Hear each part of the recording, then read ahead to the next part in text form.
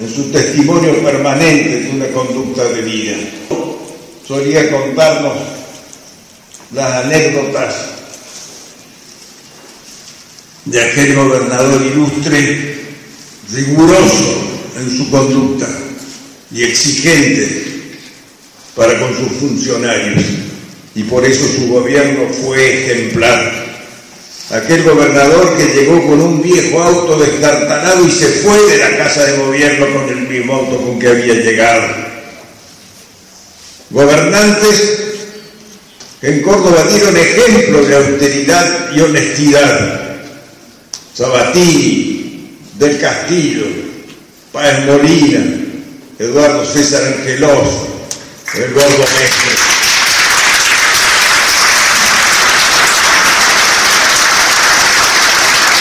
Quiero decirles que me forjé los mismos ejemplos. Una mañana vine con Eduardo Angelós a esta casa radical. Él me afilió. Después de aquel golpe militar vino la reafiliación partidaria y hubo que hacerlo de nuevo, pero yo me incorporo a la Unión Cívica Radical de la mano de Eduardo César Angelós.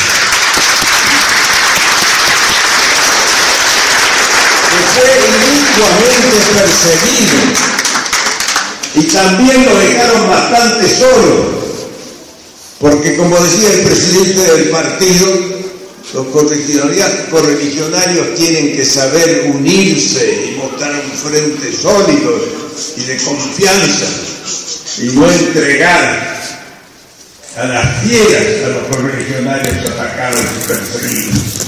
Tener capacidad para defender los propios gobiernos y no ayudar para abatirlos. Angelós dio el ejemplo cuando fue perseguido. Renunció a los fueros, y para renunciar a los fueros renunció a la banca y vino a afrontar el juicio y fue absuelto. Como si no quisieran que fuera absuelto, siguieron queriendo carcomer su prestigio. Pero la figura de los hombres honrados se proyecta más allá de las maldades de la gente y ha quedado como una de las grandes figuras que tuvieron los gobiernos de Córdoba y el radicalismo de la provincia. Quiero contarles que me pasó algo parecido, porque al dejar el gobierno fui perseguido y afronté en soledad como debía esa persecución. Finalmente logré que se dictara la sentencia.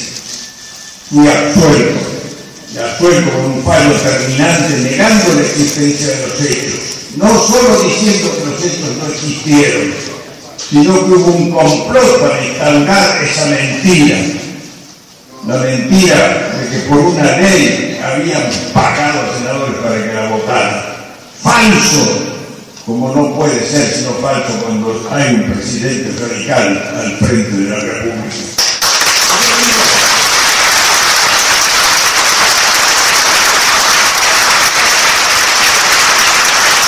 No digo que esté bien y que esté mal el silencio del partido. La invitación a este acto es un honor y casi un reconocimiento. Lo que sí digo, lo importante de esa decisión judicial es que hoy podemos decir que jamás un presidente radical puede ser acusado de delitos sobre corrupción, sino que su honestidad está acreditada. Y eso es lo que a mí me ha importado más y me ha conmovido al lograr esa sentencia. Ningún presidente radical podrá decir nada, podrá levantar todas las persecuciones que quieran, pero restallará en definitiva la honradez de sus conductas, porque eso es lo que yo aprendí del radicalismo de Córdoba, del hogar con mis padres, de mi padre que fue ministro de Amadeo Sabatini, de mi hermano que es un ejemplo de conducta. Y con esa conducta llegué al gobierno en tiempos de grandes dificultades. Hoy vengo a evocar a don Arturo, pero no saben ustedes las veces que los recordé durante los días difíciles de aquel gobierno.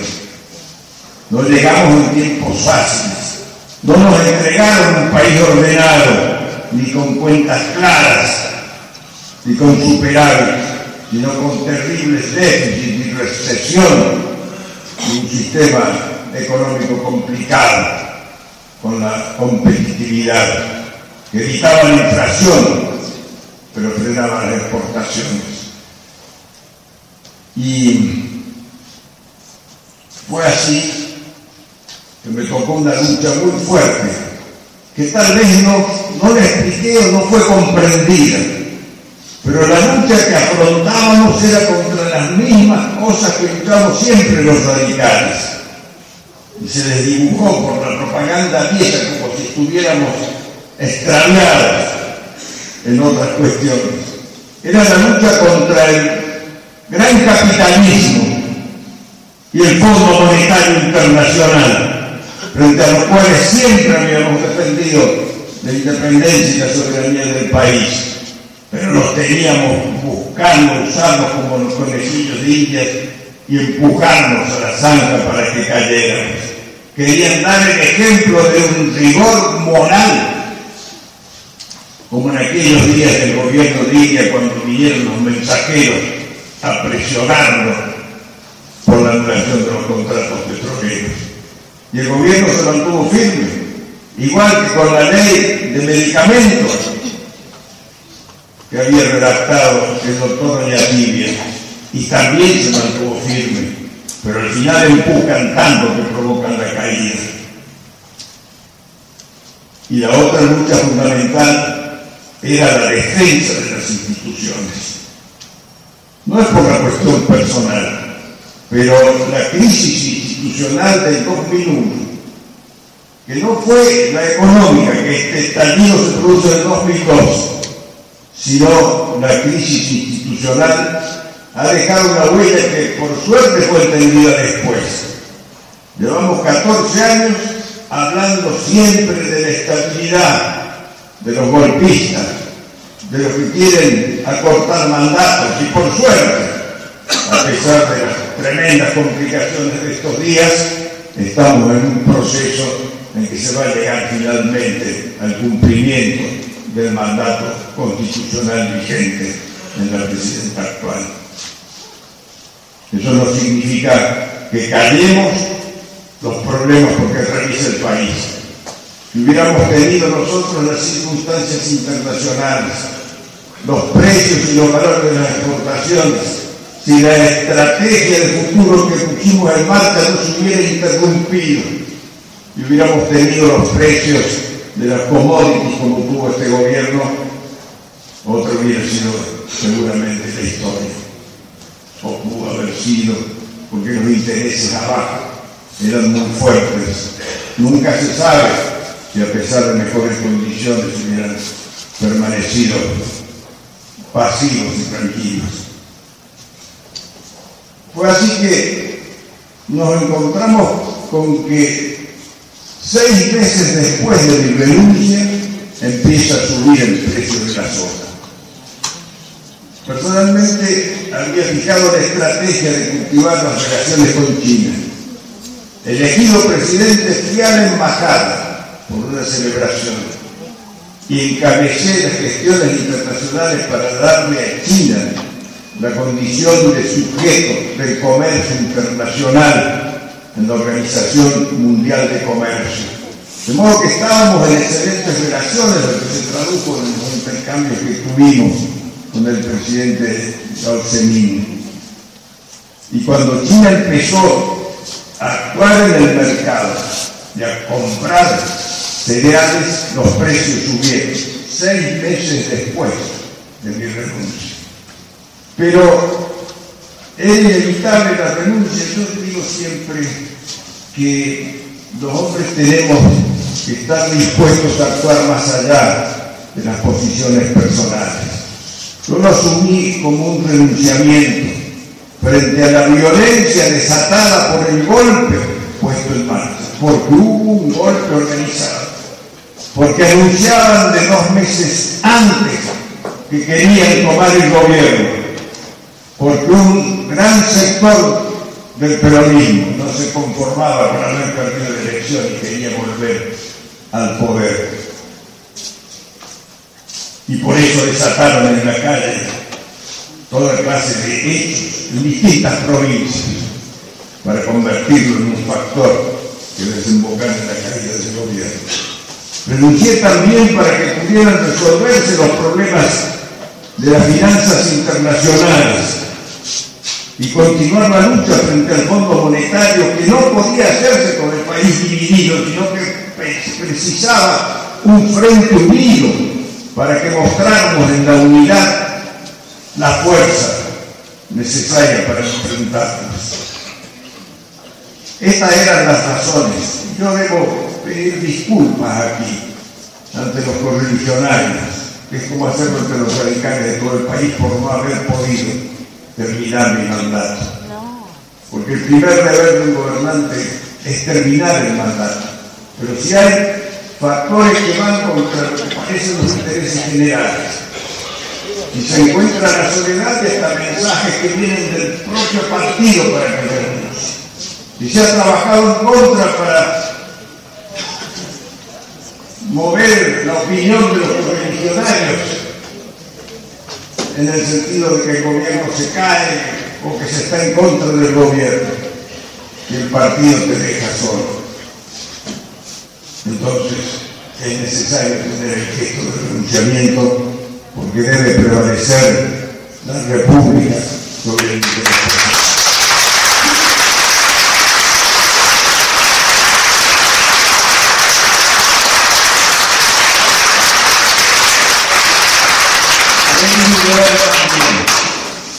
Actuar con rigor y prudencia frente a los sucesos que me tocaba vivir, para no afectar la recuperación partidaria, para no comprometer a nada y a nadie. Guardé silencio entonces, no mezclé mis problemas con los del partido y afronté en absoluta soledad mis defensas frente a todas las persecuciones que se desataban, que no ocurrían porque sí, la presión de muchos medios de comunicación, el desgaste intencional de la figura y del gobierno, iban unidas a la acción de algunos jueces rápidos para ponerse de rodillas frente al gobierno con apariencias fuertes, olvidándose del respeto que habíamos tenido por la independencia de la justicia, que debe ser una de las garantías fundamentales del sistema republicano. Di todas esas batallas y las superé hasta quedar en esta libertad con que hoy me presento a ustedes. Nunca terminan del todo, porque la justicia tiene una soga larga como para tenerte siempre cerca, pero pienso que ha quedado de manifiesto la honradez de la conducta. Por eso,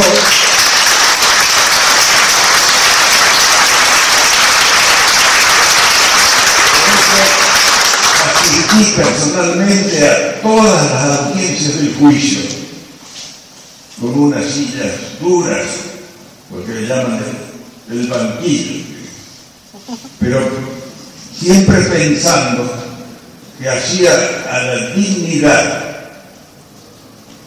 de un expresidente y al respeto a las instituciones ponerse de frente a la justicia, dar la cara y no andar buscando recoger causa, a pesar que sabía las maniobras que se habían hecho y que estaban en el expediente.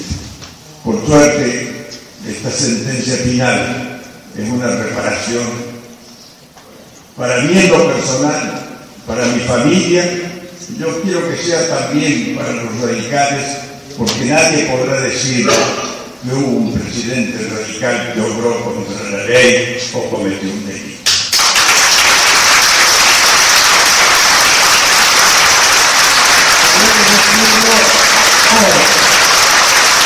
El parlamentarismo de órganos y congreso partidario En el día en que evocamos a Arturo Illia tiene un valor extraordinario, porque Illia fue el ejemplo de la austeridad y la honradez para la historia de todos los tiempos.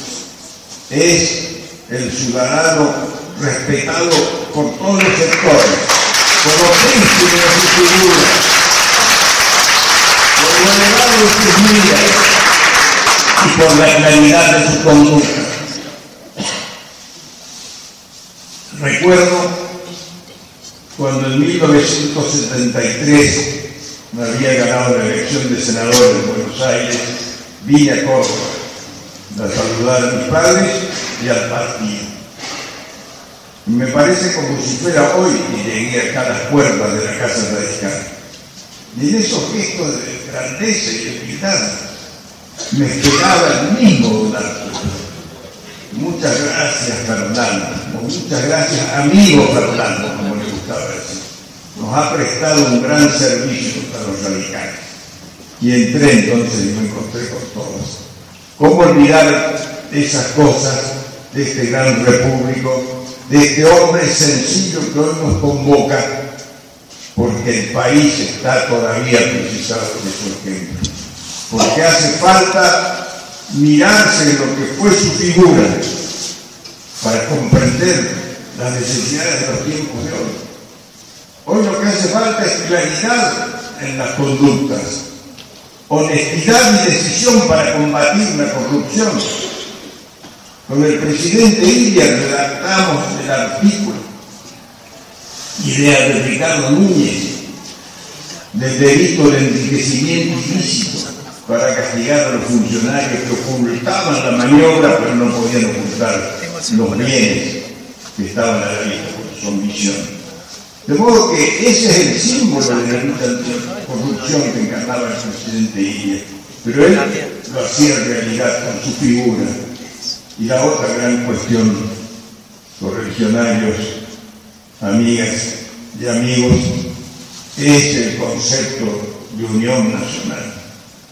La unión nacional a la que convocaba siempre el presidente Illia, a la que convocaba siempre Ricardo Balbín. El principio de la unión nacional que está en todos los mensajes y discursos del presidente Raúl Alfonsín. Examinen los discursos y mensajes al Congreso de Alfonsín, siempre el concepto de unión nacional está presente. En cambio, vivimos tiempos donde pareciera que la división es el arte del gobierno o de la política, que la agresión tiene que ser el modo, que los gobiernos pueden actuar solos como si la oposición no existiera. Cuando se pone hostilidad en la escena, se extravían los rumbos que necesita la República. Por eso, esta mañana de junio, volvemos los radicales a encontrarnos para saludar la gran figura del presidente Arturo Illia. Y yo quiero felicitar y agradecer a las autoridades del partido de Córdoba, al Congreso partidario y a todos ustedes, amigas y amigos que se han reunido aquí por este homenaje al presidente Illia. Y que esto sea como un mensaje a todo el radicalismo de la provincia, de seguir firmes en la defensa de los principios esenciales de la Unión Cívica Radical, la afirmación de las instituciones y de la Constitución, la afirmación de la honestidad y de la lucha contra la corrupción como principio fundante de la vida colectiva, el respeto a los valores de la patria. Esto han expresado todos los hombres cuya figura nos rodea en este escenario. Así que les agradezco mucho y recibo emocionado lo que significa que me hayan invitado a participar de este acto en la Casa de la Unión Cívica Radical. Saludo a la memoria del expresidente Illia y les agradezco a ustedes muy sinceramente.